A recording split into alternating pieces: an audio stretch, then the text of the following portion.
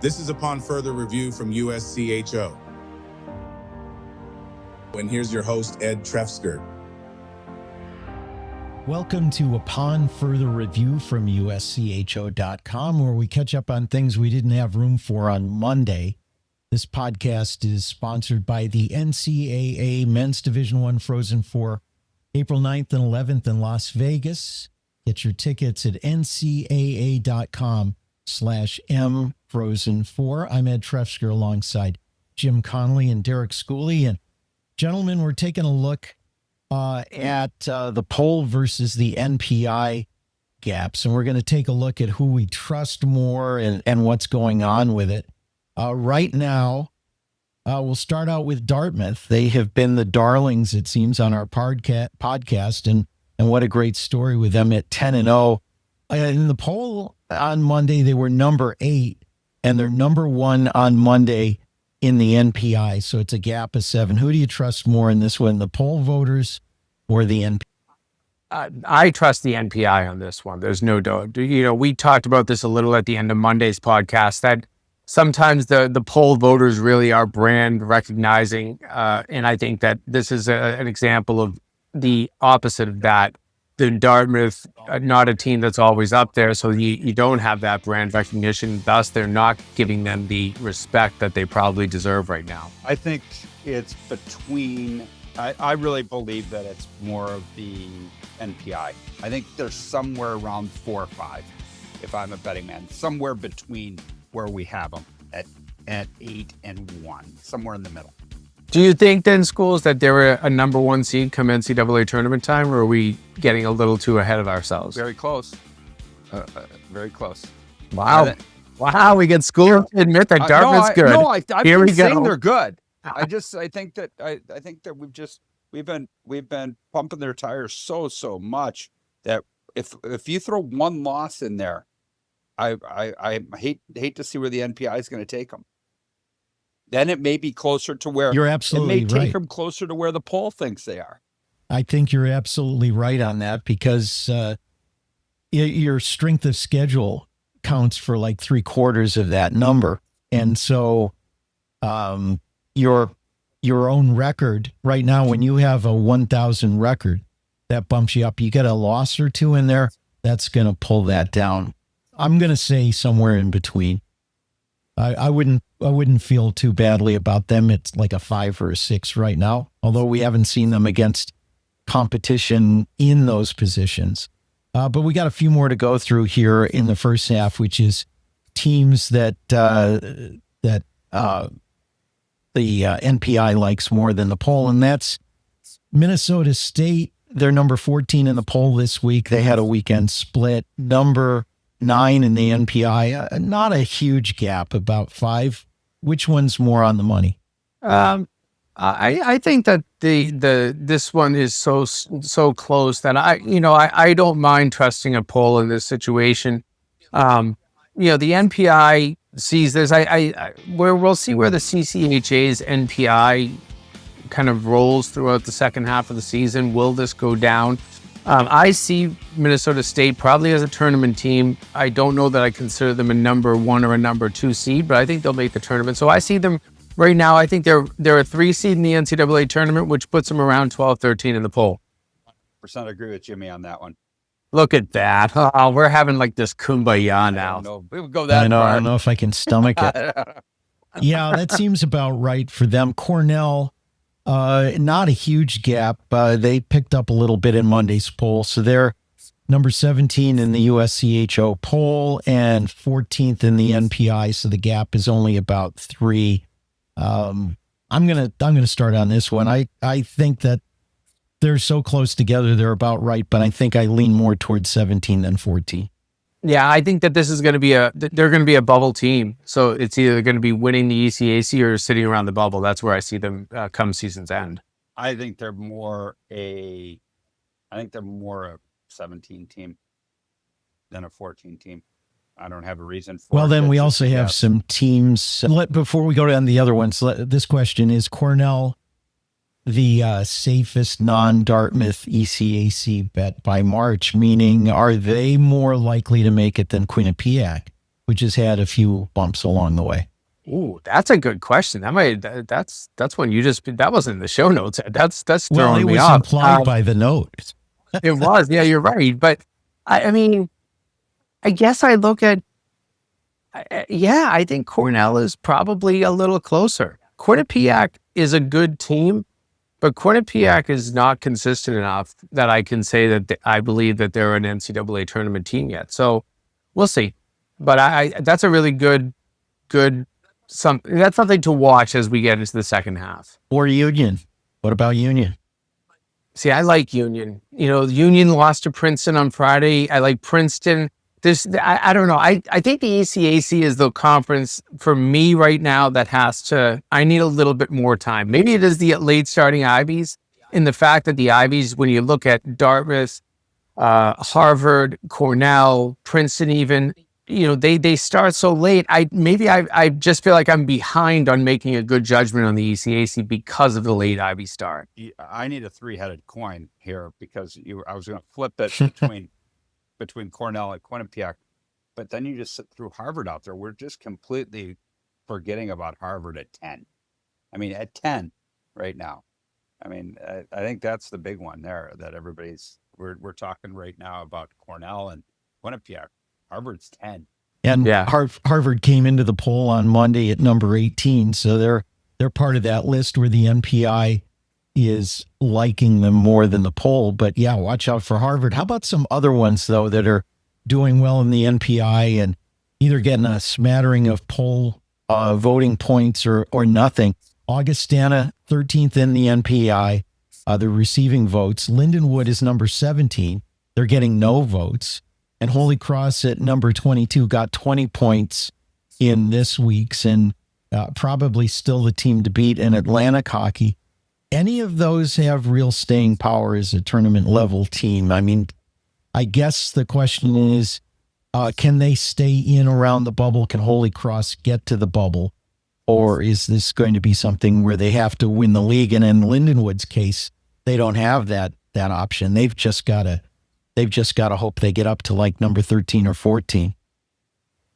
If Lindenwood doesn't make many mistakes in the second half, they can ride that independent schedule in success within the independent schedule into possibly an at-large bid. That I think that is certainly the team that you just mentioned. Of the teams you mentioned, that's the one that is way off in terms of the respect they're getting from the pollsters. I look at Augustana too as almost in that same category. They're just ahead. I mean, they're 13. They're in the tournament today. If we were doing bracketology right now, we'd be looking at Augustana in the field. So I think that's another team. They need a little bit more love from the poll voters. You're going to know the next 6 games on Lindenwood. This is where Lindenwood, you're going to know the next 6. They got at Maine, right, for these 2 games. Then you've got Canisius at home, and then you've got at Duluth.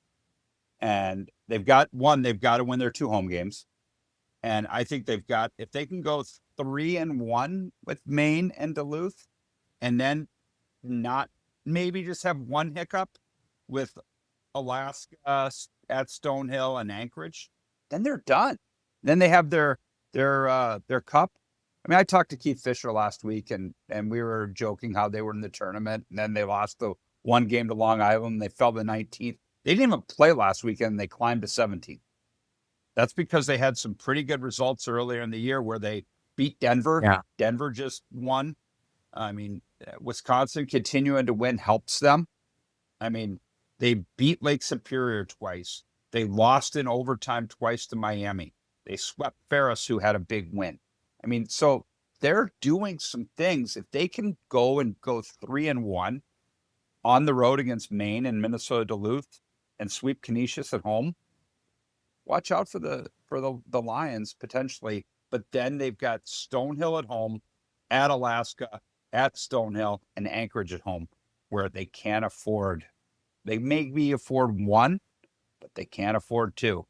I don't see them going 3-1 against Maine and Duluth, though. They're a lot better than people are giving them credit. Ask Denver. Do you think? Ask Denver. Yeah. They beat Denver.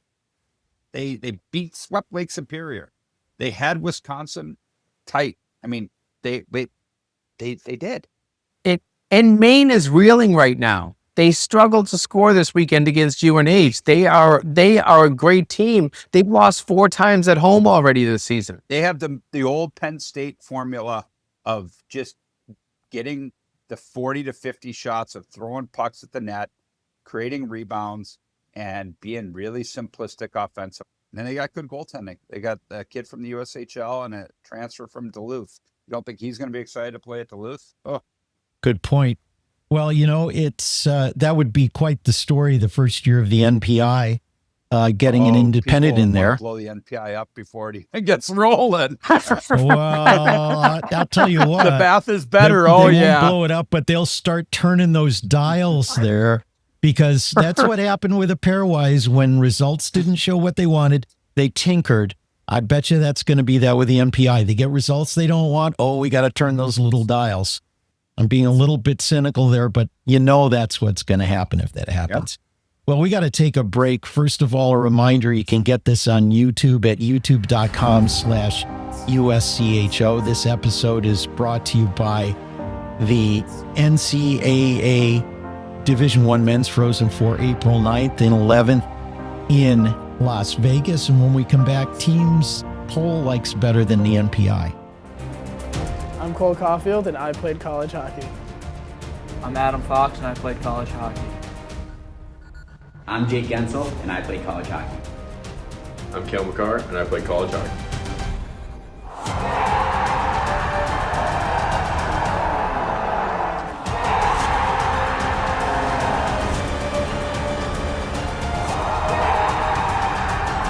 Whether you're a fan or a player, nothing compares to college hockey.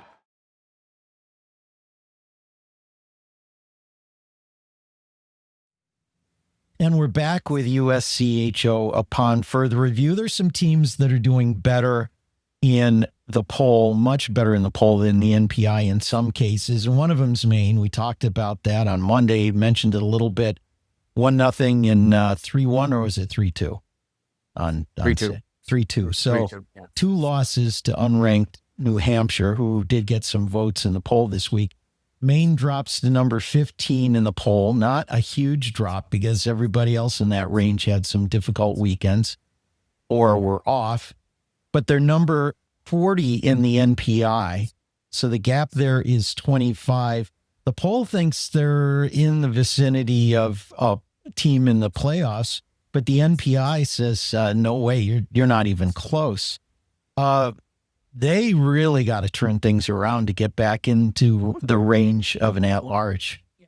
Yeah, I mean, the first half we talked about the lack of respect for the poll. This is the poll giving way too much respect, and this is brand name respect for Maine. It has happened quickly for Maine. They had some great wins there. I go back to that BU series at home where they swept, and I think that built them a lot of the good momentum on their side. Then they lose to Vermont. Then they get swept by UNH. They should have fallen quicker.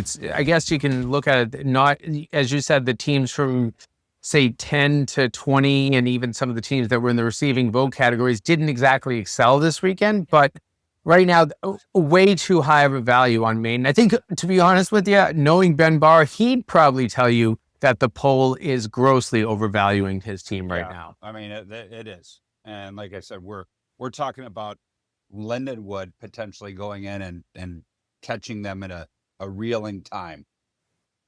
Like we shouldn't be talking about that. So yeah, grossly overvaluing Maine right this second. Next on the list is Boston University. BU hung on at number 20 in the poll, which is where I had them on my ballot this week. The NPI is 33, so it's 13. They started out at number 2 in the preseason poll. And, we're close to a national championship last year. The polled voters still giving them some credit, saying, well, got to keep them on my ballot somewhere. But the NPI says they're nowhere near close to having a tournament resume.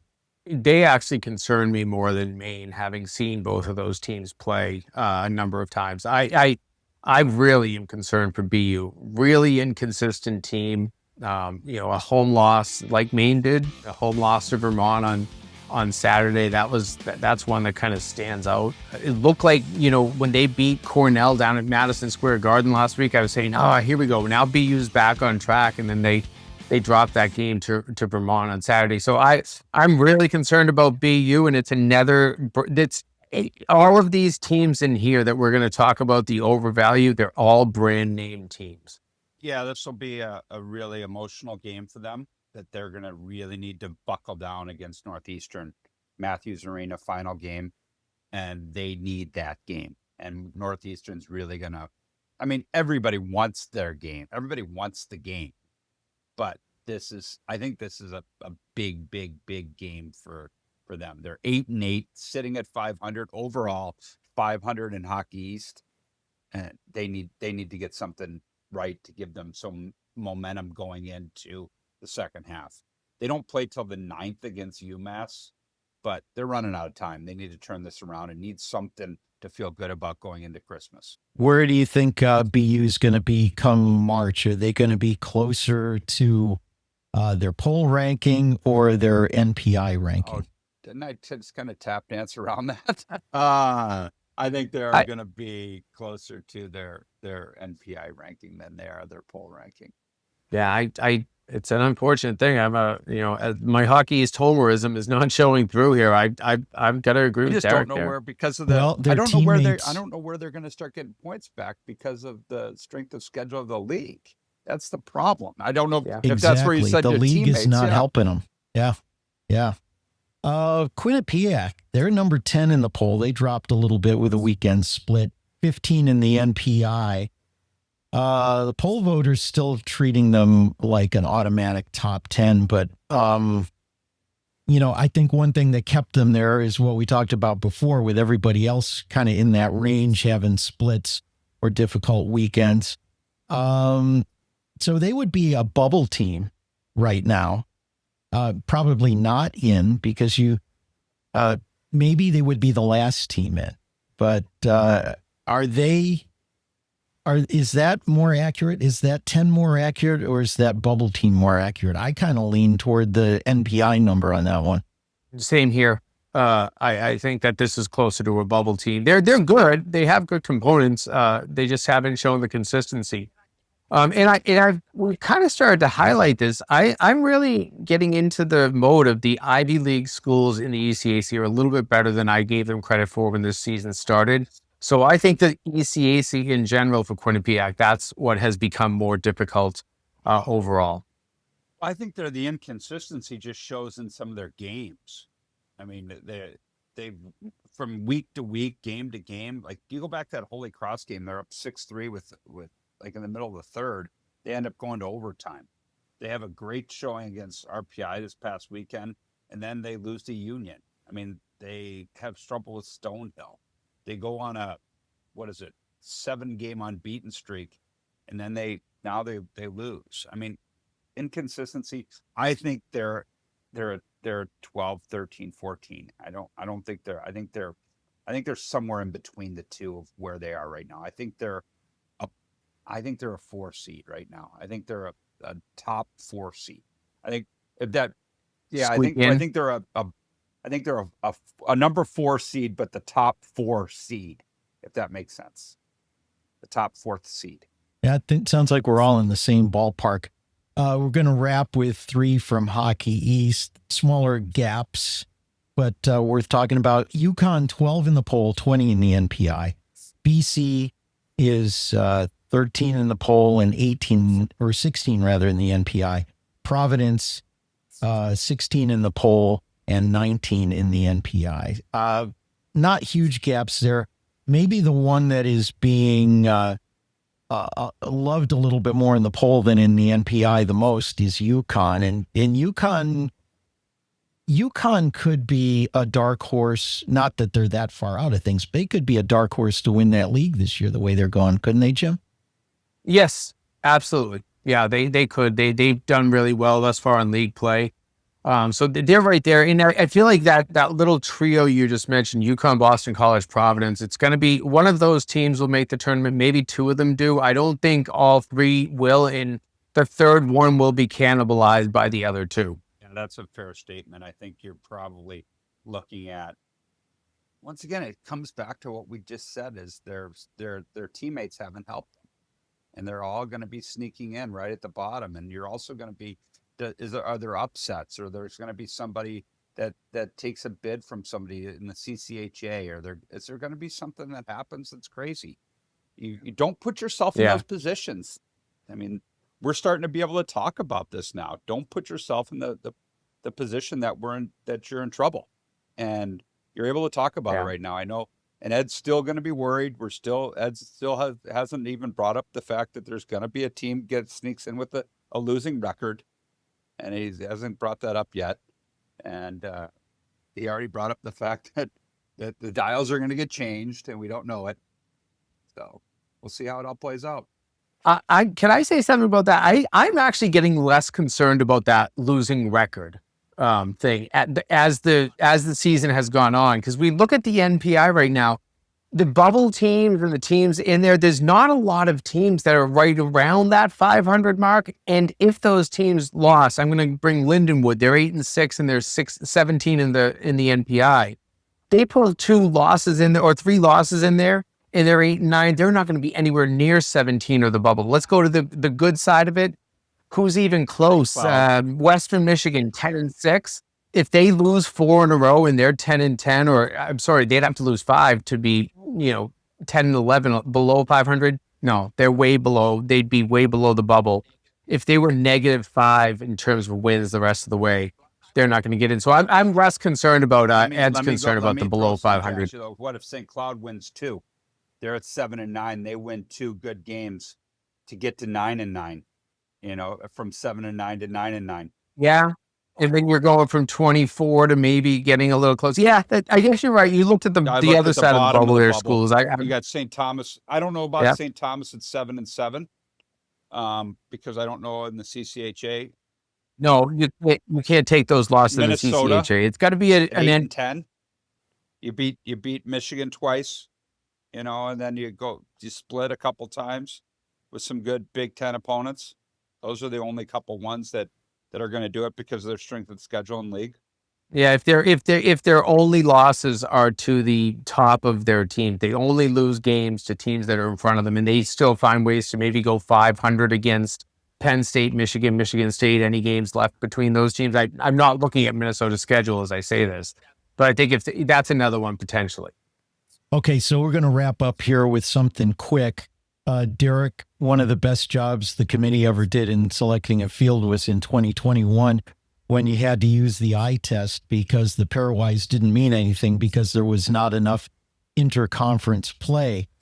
So if you were on the selection committee, and this is hypothetical because they don't do it this way, it's going to be the numbers. But if you had to come down to making a decision for teams on the bubble between the NPI and the eye test, which way do you think is better? And you won't get in any hot water over this. I don't know yet because I haven't seen the way the NPI has worked out. I like the way that we did the eye test because the way that it worked as far as an anonymous and you all picked. It was really a neat way. It wasn't like you listed. You had different screens that you clicked in and out, and you had to have a certain number of times and ballots. I mean, it wasn't like you were sitting in a cigar-filled room and you were negotiating back and forth like people.